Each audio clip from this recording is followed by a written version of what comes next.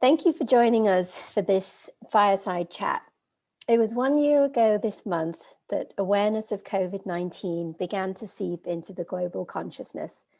Since then, we have experienced personal hardship and devastating loss, and professional and economic turmoil on a scale rarely seen in human history. As governments tried to contain the virus, new regulations and rules were introduced that changed global mobility. Through it all, the RV Falkor, with its crew from 13 countries, continued operations. It's truly a testament to the resiliency of the entire crew, the ROV team, the shoreside staff and scientists that we worked with, along with the unwavering support from Wendy and Eric Schmidt that made this possible. So to discuss some of the internal decisions, processes and challenges that we faced, I would like to welcome to the stage with me and my fellow fireside chat guests here. I'm going to be joined by Director of Operations, Mr. Eric King, and Captain Peter Reynolds, who was captain on board Falkor when the pandemic first emerged in Australia in March of 2020. So Peter Reynolds is known to many of you as one of the captains on Falkor. He's been with the Schmidt Ocean Institute since 2017, and he has 30 years of seagoing experience, 15 of which were gained working on scientific research vessels.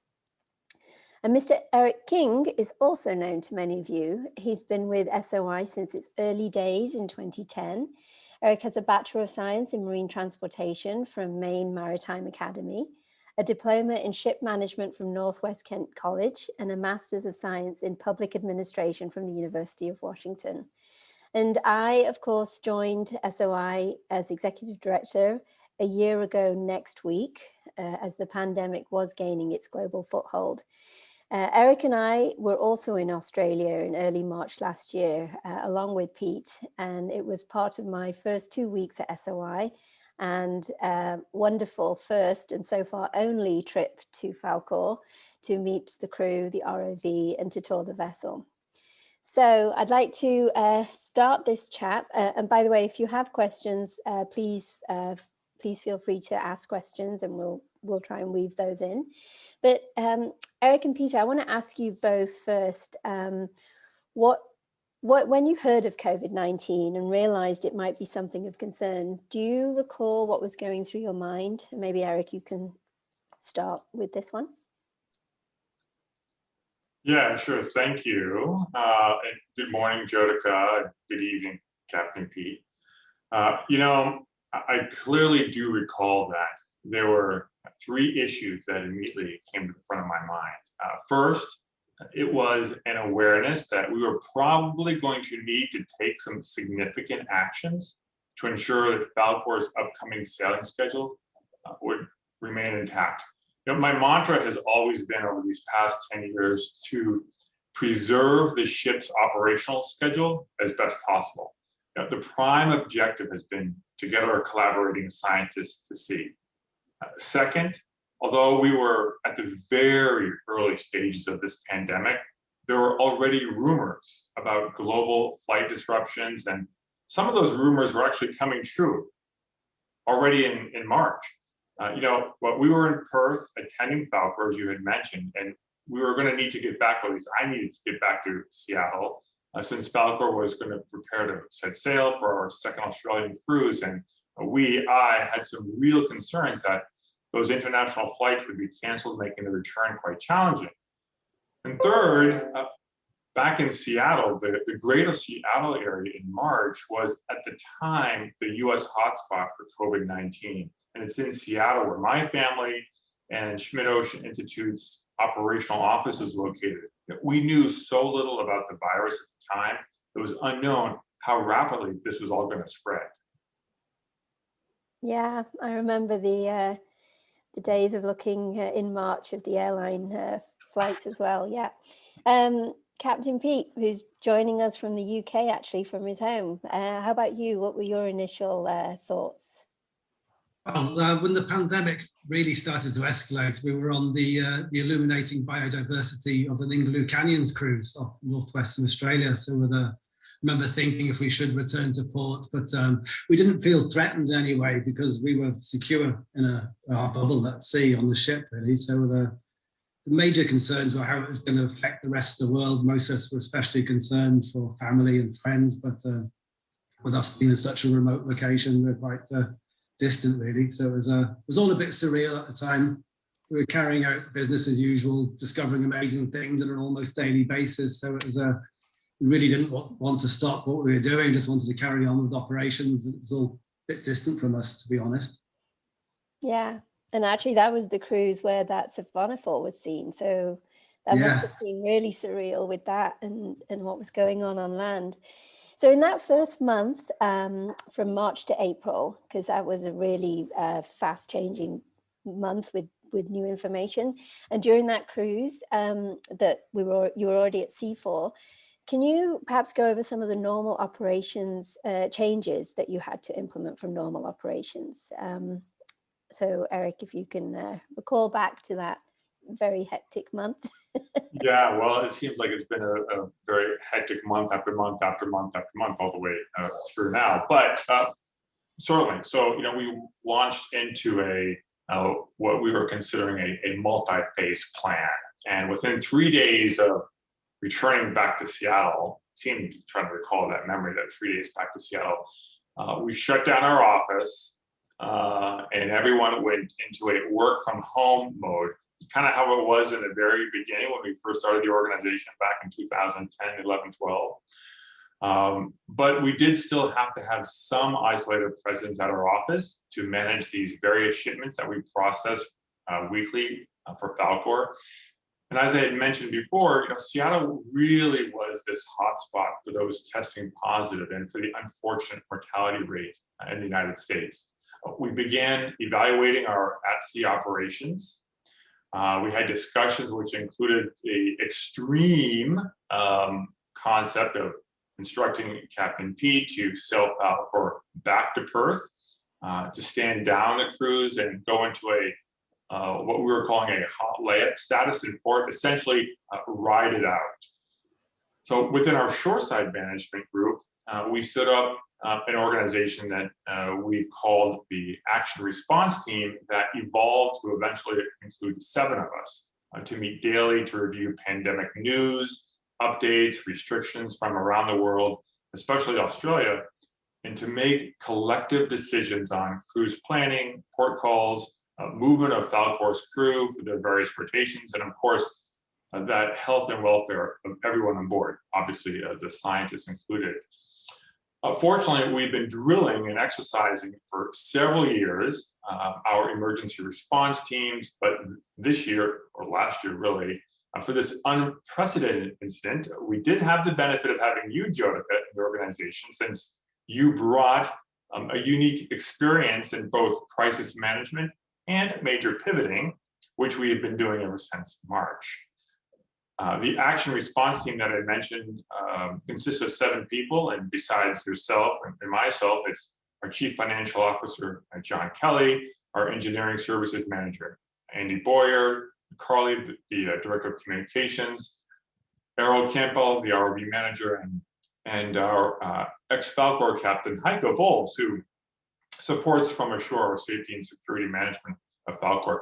We've been meeting every single day since March. I mean, literally every single day, weekends, holidays, to pull all this information together and try to make these very careful decisions.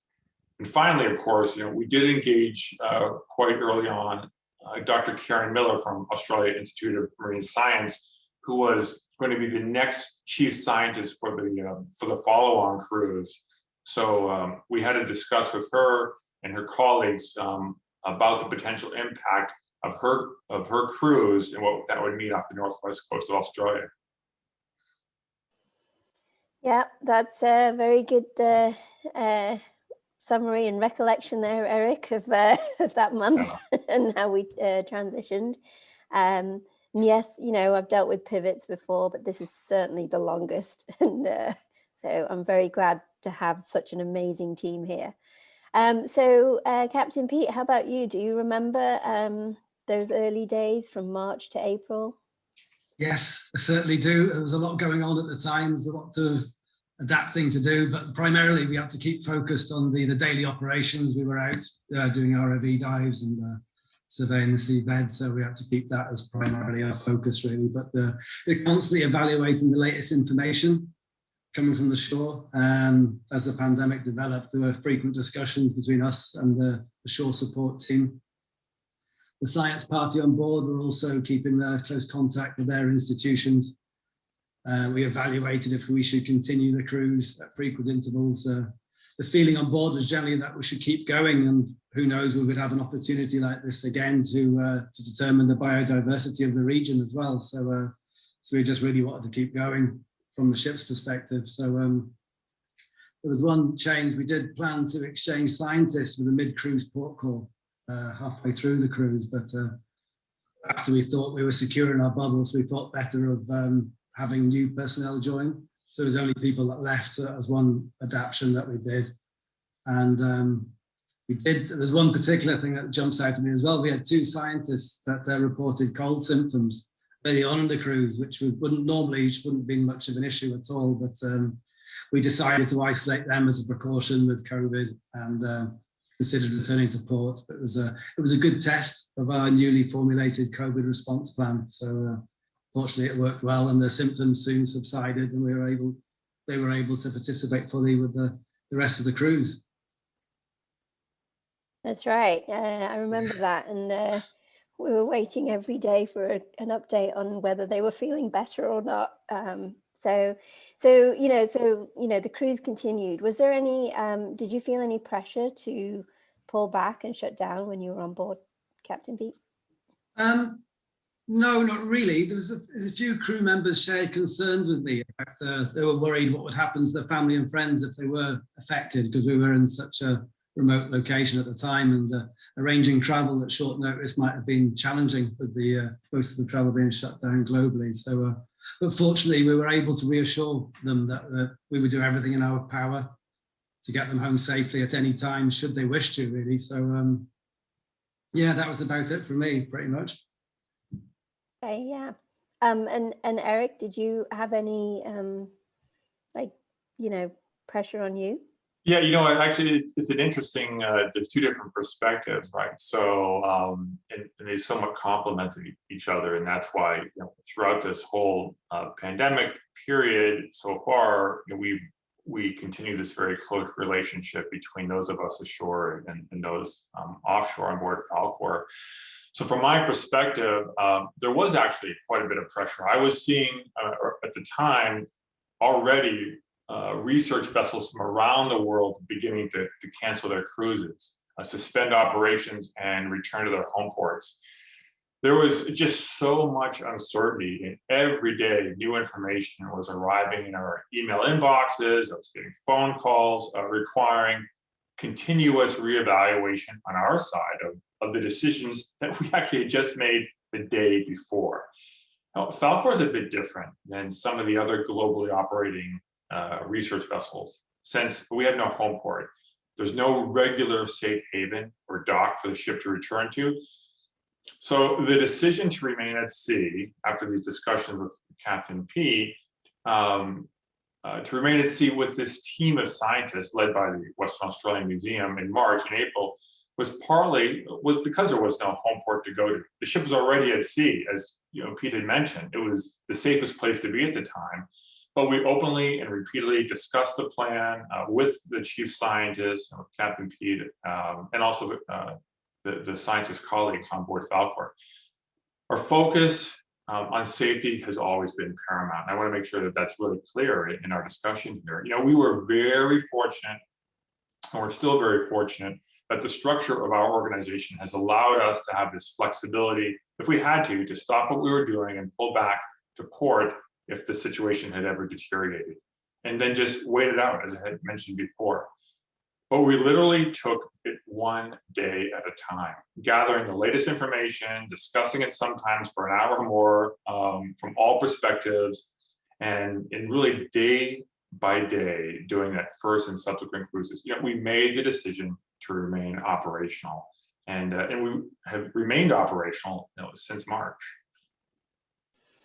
Yes, and just picking up on that day by day, as part of this, action response team, we do meet on a daily basis.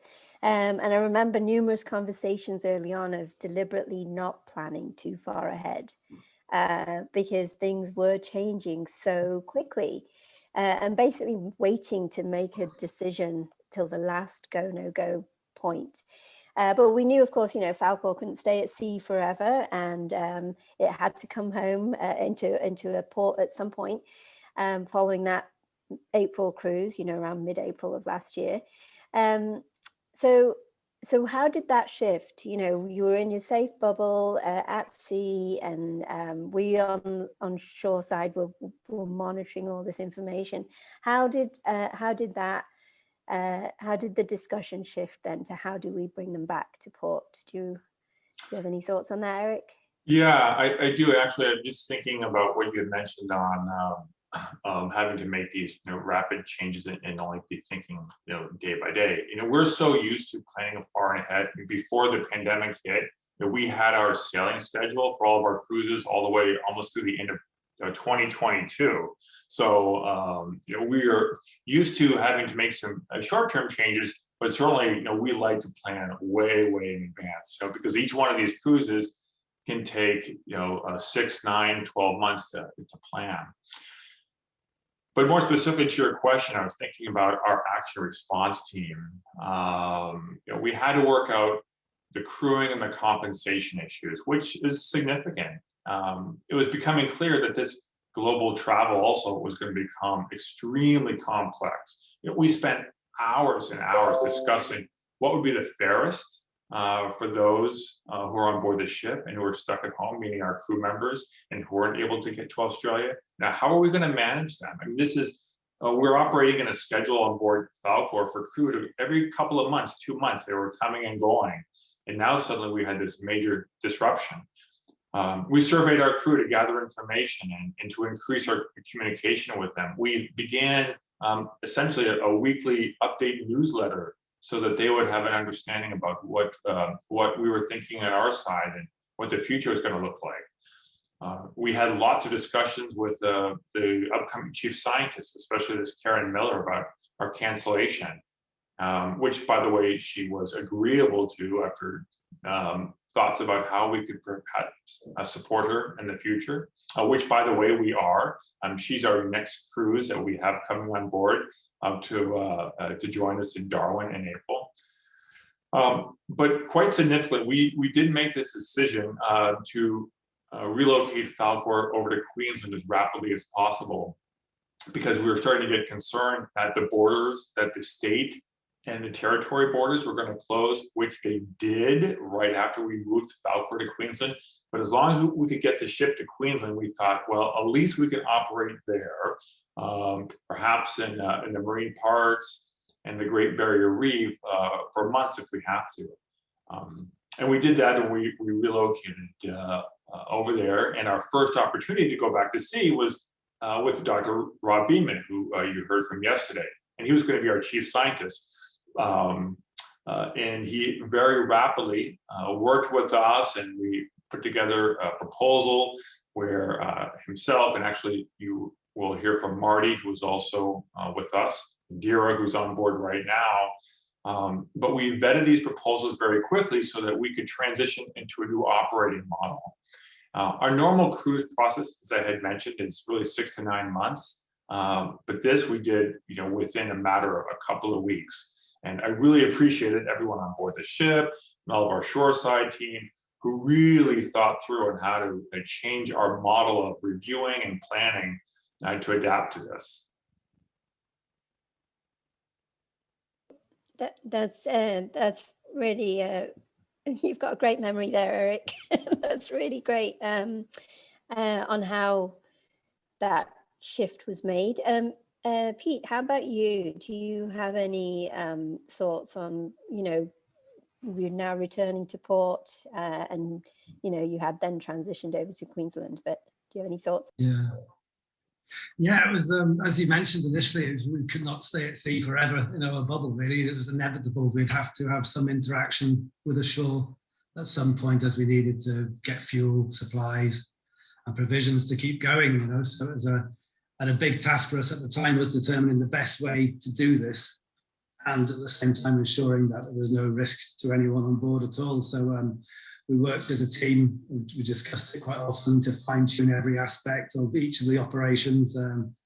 We even considered that we ended up quarantining all the deliveries to the ship for 3 days before utilising them, just because there was some information that the virus could survive on surfaces for a while. So yeah, everyone on board was motivated to ensure this was done well, and as a result, we were all satisfied that we could continue operating safely, really. So another point I remember as well was the Australian Border Force. We're particularly impressed by a desk that we built with a perspex screen, specifically for the purpose of passport checking people that were off signing from the ship on the quayside. So yeah, that was quite impressive at the time. And yeah, it was also a big thanks to the crew who volunteered to remain on board well beyond the normal rotations. That was fantastic and greatly appreciated, and really helped us to continue with what we were doing.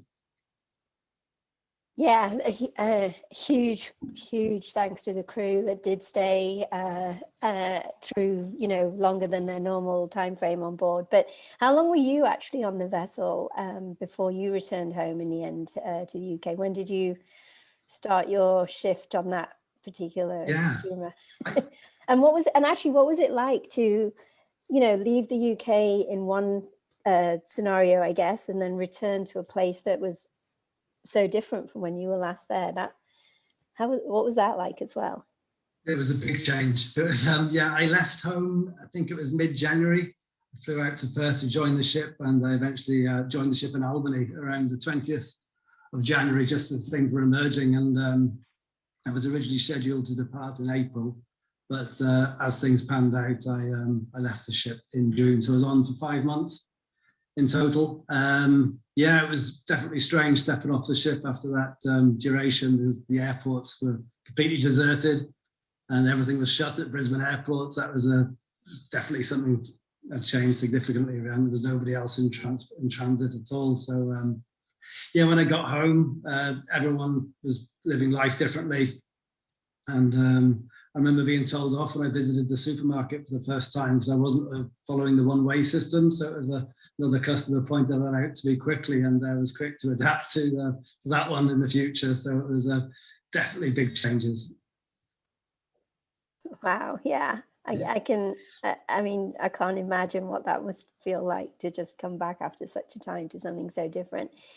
So Eric, I'm going to just switch to you, and I've got a couple of questions here. First of all, what was it like working with the scientists, both, you know, those who were able to join and those who had cruises that we had to cancel or postpone? You know, what kind of conversations were there? And then also there's a question from Mike Coffin from the Q&A asking about describing, you know, the deepening relationship between SOI and Australia's Marine National Facility.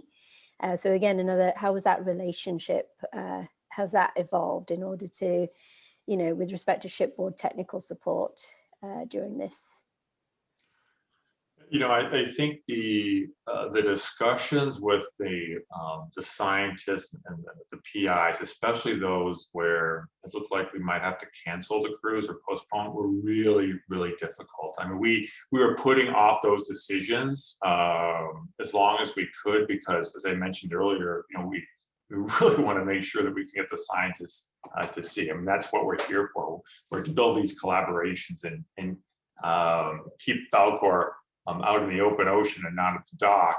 So they were hard. You know, we've made such a commitment to them. We work so hard, and sometimes, especially off Australia, some of these scientists, this might be a once in a lifetime or certainly once in a decade opportunity to go offshore. You know, we had planned to not just work in Australia last year, but also to work in Papua New Guinea, from New Caledonia, Solomon Islands, and actually right now, Falkor should be working off of Guam.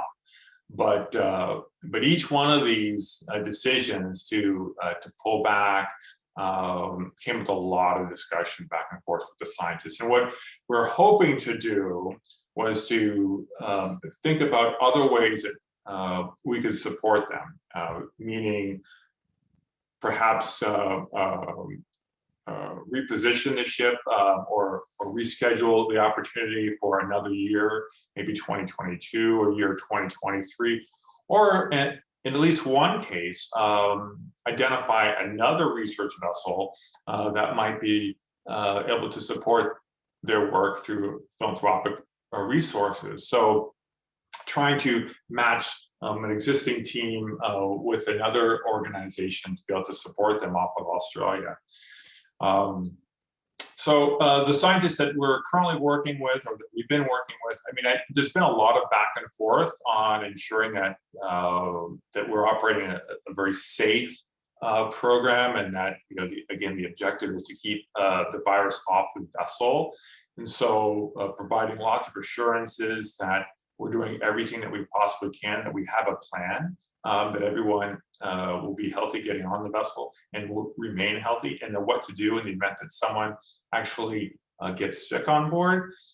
So, you know, it's a very emotional time for people, and we recognize that.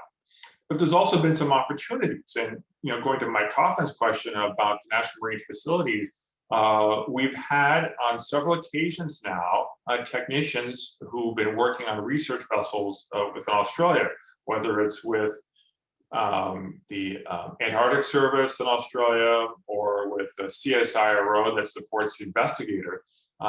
We've been able to bring on their technicians on board Falkor, essentially to work side by side and to give them an opportunity to perhaps be exposed to another vessel operator with some of their Australian colleagues who they might be working with in the future or who have worked in the past, just as part of a little bit of a relationship building. And again, to give them a chance to go to sea, because at the time they weren't able to go to sea. So we would not have had that that opportunity, that chance, if unfortunately, you know, COVID had not happened.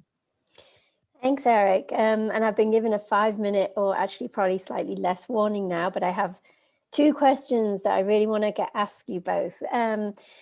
Is there any, for both of you, are there any particular days or dramatic incidences that stick out in your mind over the last year? And just, you know, one quick answer. So, Eric, is there anything that traumatizes you? Besides all the challenges with visas and flights and border restrictions and within Australia, and that, you know, overnight, you know, a city can become a hot spot. 3 days later, it's not a hot spot. I mean, that's been like a daily challenge. But I would say, kind of when I mentioned about the silver lining, it's finding new opportunities in order to conduct the way we do our business, the way we interact with scientists in the community. And thinking specifically, going back to Dr. Rob Beeman, and one particular cruise where, I mean, he led as a chief scientist from ashore, from, you know, his bedroom home office. And we had a cruise where there were no scientists on board whatsoever. We had the Falkor crew, the ROV team, you know, supporting over a month of science at sea in Australia's water, all directed and led by a team, a science party, 100% from ashore. And that really pushed on us advancing some of the technologies that we're using and some of the tools that we were using to do a true telepresence cruise, which we had never done before. Yeah, absolutely. Really good test. So, and Pete, anything for you that jumps out as a moment that you will never forget? Yeah, I remember when the chief engineer reported to me that he had lost his sense of smell. That's one of the classic symptoms of COVID. So we knew it would have been very unlikely that he would have contracted COVID, as we've been keeping our barriers strong throughout. But we had to follow the protocol, so we informed the shore authorities accordingly, and which resulted in them giving us the advice that he had to isolate in his cabin for an extended period, and we had to adapt our operations on board accordingly. He used to have like daily meetings with his team by Zoom from his cabin down to the engine control room. So that was a big change for us, really. And yeah, when we eventually returned to port, everyone was tested and it all came back negative. So yeah, things have improved since then. We've moved on. We now have rapid antigen test kits on board, so we wouldn't have to go through that again, and we'd probably return to port a lot sooner. So it was all yeah, that was one thing that really jumps to my mind from that period. Yeah, that's quite nerve-wracking, and fortunately he was okay. So okay, so, and I think as we wrap up, one last quick questions, and I think, Eric, you already touched on this, so this I'm just going to ask you quickly. Pete, is there any silver linings or that you think came out of this so far? I know we're not out of the woods yet. Yeah, overall it's been great to continue with the operations, and just to carry on doing science on a day-to-day basis has been fantastic, and we're really grateful for the unwavering support we've had from Wendy and Eric. So it's yeah, it's really good to carry on making cool discoveries and have a greater understanding of the ocean. So yeah, that's the big silver lining for me, really. Great, thank you. So Eric, Peter, thank you both for joining me. I want to echo what you've both said, which is a huge thank you to the crew, the RV team, and the shoreside staff at SOI for being, and the scientists for being so flexible, and for the support that we have received, as you said, Captain Pete, from our founders there has been incredible as well. I know we're not yet done, but I look back on this year and I think how lucky and honored I am to be here at the Schmidt Ocean Institute working alongside such incredible and dedicated people. And I want to thank you, the audience, for joining us for this fireside chat. I think this is the first time we've ever spoken about some of the experiences from last year. But please click to the next session, where the future has arrived, where I will introduce Professor Ralph Rayner, who's going to lead a discussion on technology at sea. But I also want to remind you, we are going to break away towards the end of that to watch the Mars landing. And we have an SOI connection to that because one of our other advisory board members, Stephanie Smith, is actually in charge of all of the social media and all of that around this, and she works at NASA. So we're excited to see that, and then we'll resume with the technology at sea session. So I'll see you in a few minutes in the next session. Thank you.